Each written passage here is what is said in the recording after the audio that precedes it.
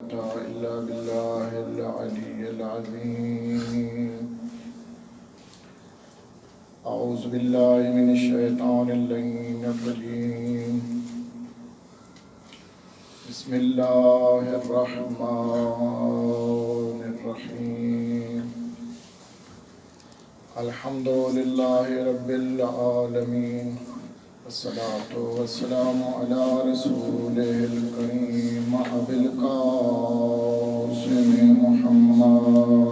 اللهم صل على محمد وآل محمد وأهل بيته الطيبين الطاهرين المعصومين، ولعنة الله على أعدائهم أجمعين من يومنا إلى قيام يوم الدين. أما بعد،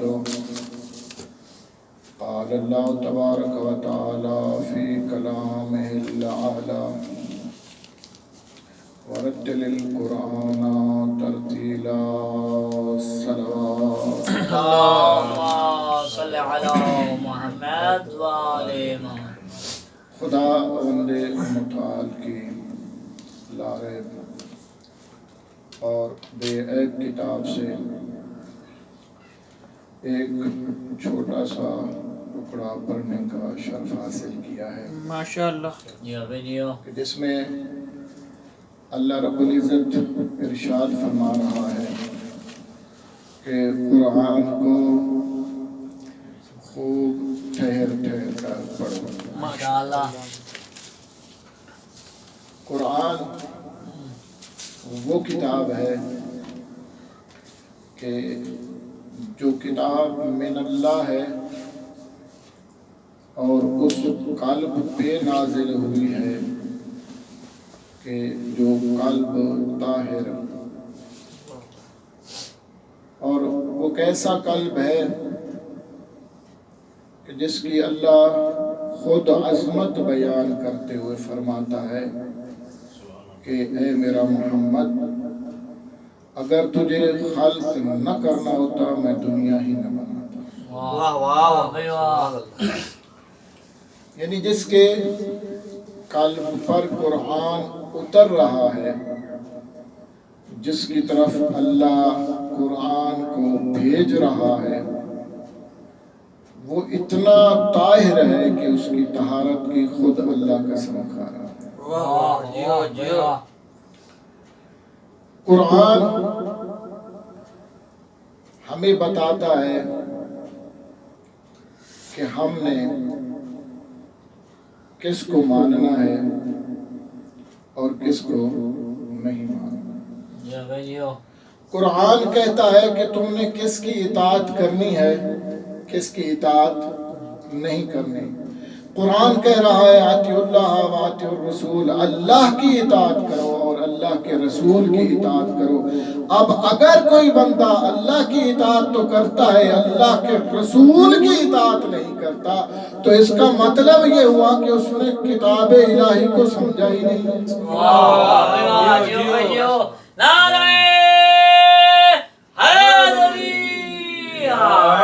یہ وہ صاحبان ذی وقار اور صاحبان قدر کے لیے جملہ کہہ رہا ہوں کہ جو لوگ کہتے ہوئے یہ نظر آتے ہیں کہ ہمارے لیے اللہ کی کتاب کافی ہے، کہ جن کے لیے اللہ کی کتاب کافی ہے، وہ اللہ کی کتاب کو پڑھ کے دیکھیں تو صحیح کہ اللہ کی کتاب کس کو منوا رہی ہے اور کس سے پیچھا چھڑوا رہی ہے.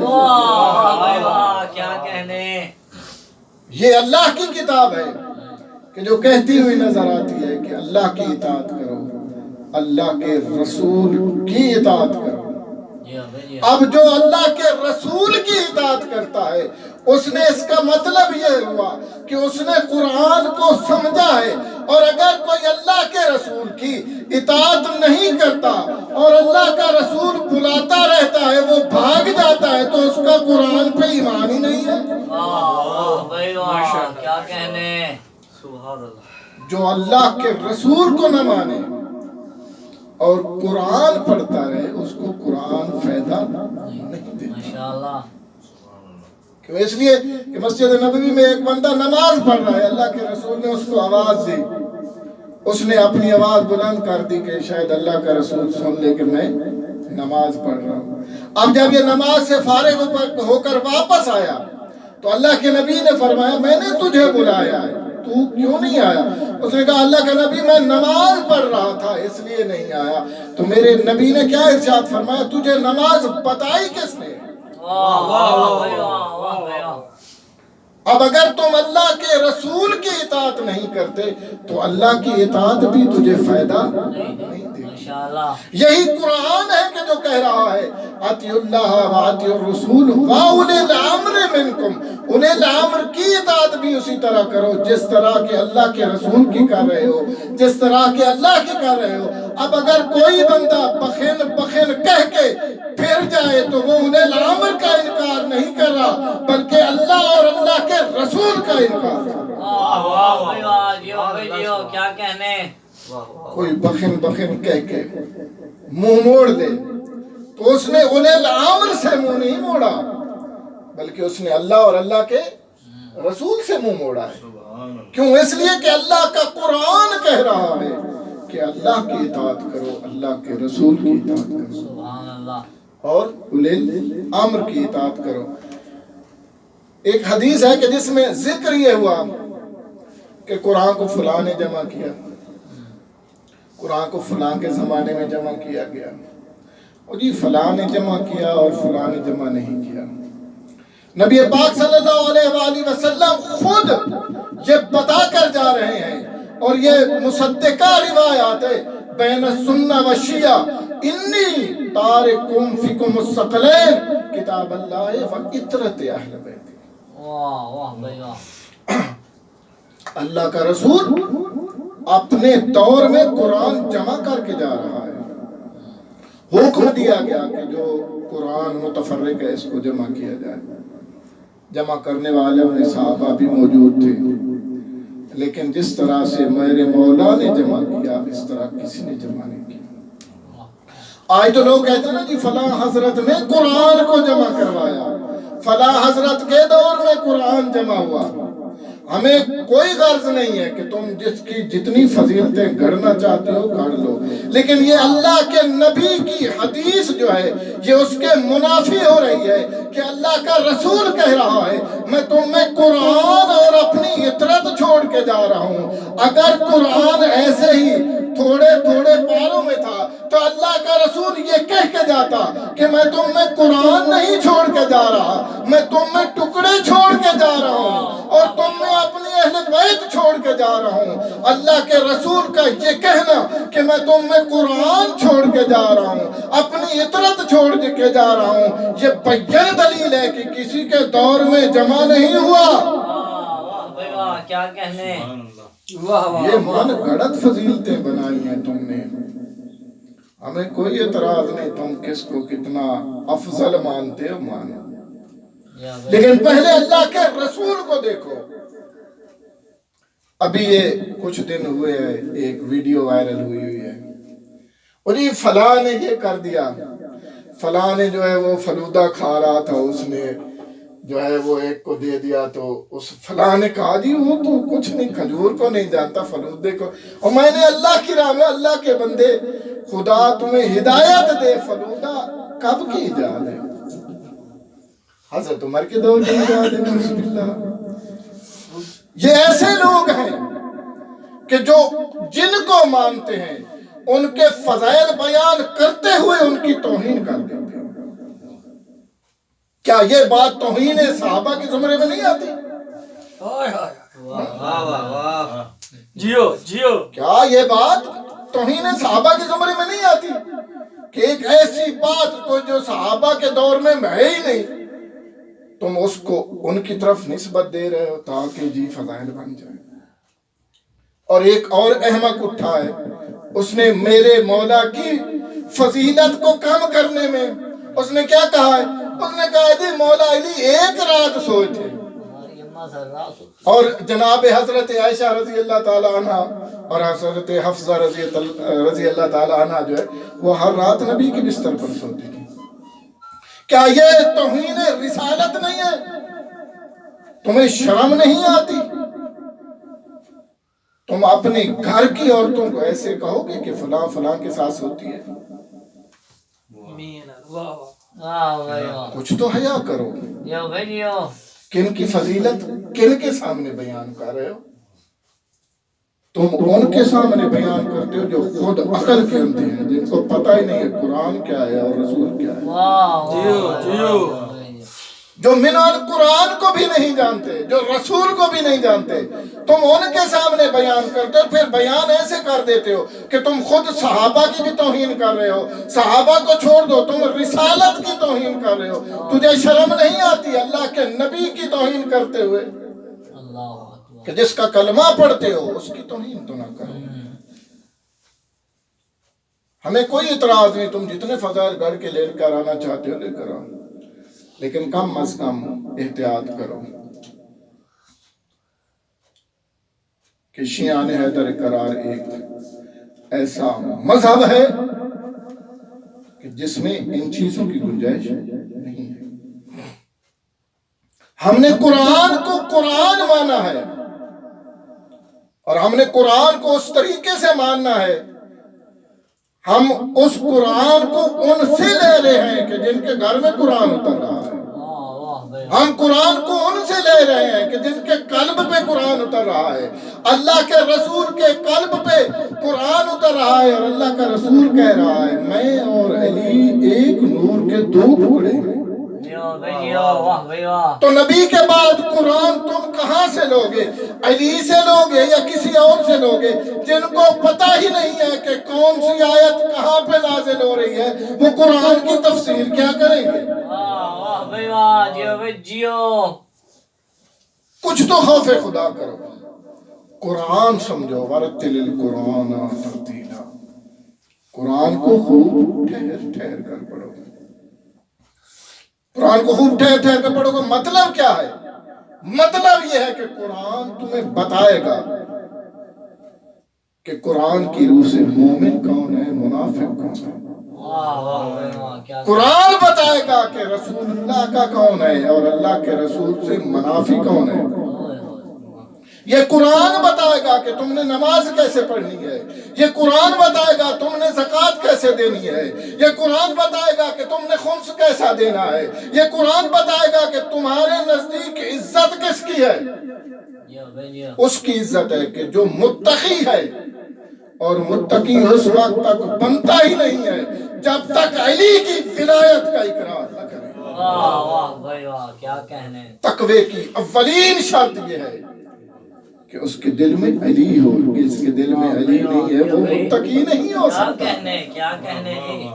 یہ قرآن بتائے گا کہ کس کا کون سا درجہ ہے، جیو بھائی کس نے کس جگہ پر اللہ کے رسول کے منافق کام کیا ہے، کس نے کس جگہ پر اللہ کے رسول کی توہین کی ہے. یہ قرآن بتائے گا کہ جن کو اللہ کا رسول بلاتا رہا وہ آتے نہیں تھے، اور جن کو کہتا تھا کہ اٹھ جاؤ میری محفل سے. یہ قرآن بتائے گا کہ تم میں سے کس کی عزت اللہ کے نزدیک زیادہ ہے. واہ بھائی واہ. تو قرآن ان سے لو نا کہ جو قرآن کو سمجھتے ہیں. قرآن بتائے گا کہ اللہ کے رسول کا اسوہ ہے حسنہ کیا ہے. قرآن بتائے گا کہ اللہ کا رسول گھر میں کیسے جاتا تھا اور گھر سے باہر کیسے ہوتا تھا. جب طائف میں اللہ کے رسول کو پتھر مارے گئے اور زخمی ہو کے اللہ کا نبی آیا، جناب جبرائیل آئے اور کہا اے اللہ کا نبی اگر تو کہتا ہے، اگر آپ کہتے ہیں تو میں اس وادی کو اس کے باسیوں سمیت الٹا کے فنا کر دیتا ہوں. تو اللہ کے نبی نے کیا کہا؟ نہیں جبرائیل. کیوں کہا؟ اس لیے کہ اللہ نے ایک لقب دیا ہے رحمت للعالمین. ہمیں قرآن کے ساتھ ساتھ اسوہ رسول کو بھی دیکھنا ہے سبحان اللہ. کہ رسول کا اسوہ کیا ہے، رسول کی تعلیمات کیا ہیں. ہمیں اللہ کے رسول نے کن چیزوں کی تعلیم دی ہے؟ کیا فقط واجبات دین کی تعلیم دی ہے؟ نہیں، بلکہ اپنے ہمسایوں سے کیسے سلوک کرنا ہے اس کی تعلیم دی ہے. جیو بھائی جیو. اپنے عزیز و اقارب کے ساتھ صلہ رحمی کیسے کرنی ہے۔ اور پھر روایت معتبرہ ہے کہ جو بندہ صلہ رحمی کو منقطع کرتا ہے اس کی موت قریب ہو جاتی ہے۔ جو صلہ رحمی کرتا ہے اس کی موت اس سے بعید ہو جاتی ہے۔ یہ چیزیں کون بتائے گا ہمیں؟ یہ چیزیں ہمیں قرآن بتائے گا۔ کیوں؟ اس لیے کہ قرآن قلب محمد کا بہتر جانتا ہے۔ سبحان اللہ، واہ بھائی واہ۔ کیونکہ قرآن ایک طاہر کتاب ہے جس کی طرف سے آئی ہے، سبحان وہ خالق لم یزل ہے، کہ جس کے مقابلے کا کوئی خدا نہیں ہے۔ واہ، قل هو اللہ احد، اللہ ایک ہے، لم یلد ولم یولد، نہ اس نے کسی کو جنا ہے نہ اس سے کوئی جنا ہے۔ ماشاءاللہ ماشاءاللہ۔ یعنی اللہ کی ذات وحدہ لا شریک ہے، اس کا کوئی شریک نہیں ہے، وہی ہے جو سب کچھ دینے والا ہے۔ ہاں کچھ ہستیاں ایسی ہیں کہ جن کو اس نے وسیلہ بنایا ہے، یہ میرے تک پہنچنے کا وسیلہ ہے۔ یہ ہمیں کون بتائے گا کہ اللہ کے طرف جانے کے لیے وسیلہ کون ہے؟ قرآن بتائے گا۔ واہ بھائی واہ۔ قرآن بتائے گا کہ کچھ ہستیاں ایسی ہیں کہ جن سے اللہ نے رجس کو ایسے دور رکھا ہے جس طرح دور رکھنے کا حق ہے۔ واہ بھائی واہ۔ وہ کون سی ہستیاں ہیں؟ یہ قرآن بتائے گا۔ ہاں، قرآن کی تفسیر کون کرے گا؟ قرآن کی تفسیر وہی کریں گے نا جو فون محمد عربی ہے۔ تو قرآن کو سمجھنے کی ضرورت ہے، خاص کر شیعان حیدر قرار کے لیے۔ کیوں؟ اس لیے کہ جب تک ہم قرآن اور اہل بیت کا دامن پکڑے رہیں گے ہم صراط مستقیم سے بھٹکیں گے نہیں۔ تو جب بیٹھنے والے نے پوچھا اے اللہ کا نبی صراط مستقیم سے مراد کیا ہے؟ اس نے پھر کہا صراط مستقیم سے مراد کیا ہے؟ اس نے پھر کہا صراط مستقیم سے مراد کیا ہے؟ اتنے میں میرا مولا امیر علیہ السلام مسجد کے دروازے سے داخل ہوئے اور اللہ کے نبی نے کہا، کیا کہا؟ کہا ھذا صراط مستقیم، یہ علی ابن ابی طالب صراط مستقیم ہے۔ جو علی کے ساتھ اپنے آپ کو متمسک رکھے گا وہ صراط مستقیم پر ہے، اور جو علی سے منہ موڑے گا اس نے صراط مستقیم سے منہ موڑے گا۔ واہ بھائی واہ، واہ بھائی واہ، واہ بھائی واہ۔ یا بھائی نعرہ تکبیر، اللہ اکبر، نعرہ رسالت، یا رسول اللہ، نعرہ حیدری، تو صراط مستقیم محمد و آل محمد کی عظیم ہستیاں ہیں۔ واہ واہ۔ اور ہم خوش قسمت ہیں کہ اللہ نے ہمیں وہ گود نصیب کی ہے کہ جس گود سے ہم علی ولی اللہ پڑھتے ہوئے پروان چڑھے ہیں۔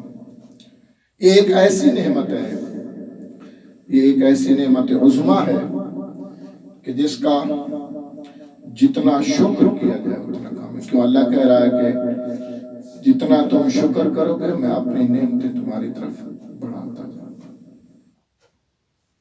علی ابن ابی طالب کی ولایت ہی ایسی ولایت ہے کہ جس کے علاوہ کوئی عمل قابل قبول نہیں ہے۔ بغض علی ہو اور قرآن پڑھے کوئی فائدہ نہیں دے گا، بغض علی ہو نماز پڑھے کوئی فائدہ نہیں دے گا، بغض علی ہو تمہارا کوئی عمل بھی قابل قبول نہیں ہے۔ ہاں، علی کی ولایت دل میں رکھو۔ کیوں؟ اس لیے ضروری ہے، خود اللہ کہہ رہا ہے اپنے قرآن میں اطیعوا اللہ و اطیعوا الرسول و اولی الامر منکم، اللہ کی اطاعت کرو